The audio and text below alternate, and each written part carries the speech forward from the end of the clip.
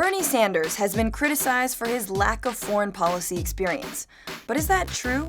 After all, he has spent 25 years in Congress voting on foreign policy issues. By comparison, both Presidents Obama and Reagan had less experience when they became president. So here's what you need to know about Bernie's foreign policy. First off, Sanders is no pacifist. He voted for the war in Afghanistan and for the NATO intervention in the Balkans back in the 90s. But Sanders does err on the side of restraint and is critical of what he calls the Pentagon's bloated budget. He was one of a mere 3 senators who voted against the defense budget increase in 2015. And unlike Clinton, he opposed the invasion of Iraq in 2003. Fifth, I am concerned about the problems of so-called unintended consequences. Who will govern Iraq when Saddam Hussein is removed? And what role will the U.S. play in an ensuing civil war that could develop in that country? And civil war is pretty much what happened, one that destabilized the entire region and helped give the world ISIS. Sanders believes the U.S.'s fight against ISIS should be limited to airstrikes. He also wants Muslim nations like Saudi Arabia and Iran to lead that fight on the ground. But it's ideas like that that make some people question Sanders' ability to find foreign policy solutions. Saudi Arabia and Iran are major rivals. It seems optimistic to expect them to suddenly work together, especially when they're fighting proxy wars all over the region. One of those places is in Syria. Sanders again sets himself apart from Clinton on the now 5-year civil war.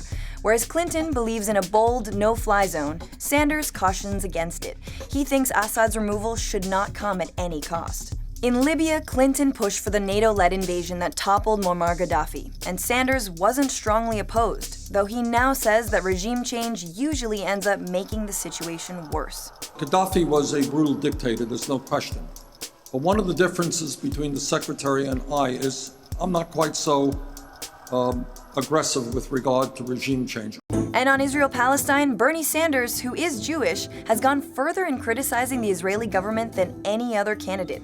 While he did support Israel's 2014 war on Gaza, he now criticizes it and wants the blockade lifted. As for Iran, Sanders supports the nuclear agreement and says that while the priority should be to make sure Tehran doesn't get nuclear weapons, war should be the last resort. Then there's Latin America, where Sanders has one of the most progressive records in Congress.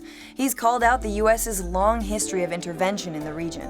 The United States was wrong to try to invade Cuba, that the United States was wrong trying to support people to overthrow the Nicaraguan government, that the United States was wrong trying to overthrow in 1954 the government, democratically elected government of Guatemala. It's a critique he's held for years and has even blamed U.S. business interests for being the motive behind this intervention. Time and time again, these interventions in Latin and Central America have been for the benefit of large corporations, whether it's the United Fruit Company in Guatemala or the tin companies or the copper companies in Chile. Sanders' defining positions on Latin America today include lifting the economic embargo on Cuba and allowing debt-strapped Puerto Rico to file for bankruptcy. Overall, Sanders is more reluctant than most politicians to push for war, saying that the focus should be on fixing America. We're going to rebuild inner cities in this country rather than waste trillions on wars we never, ever should have gotten into. So, is that the kind of foreign policy thinking we need more of?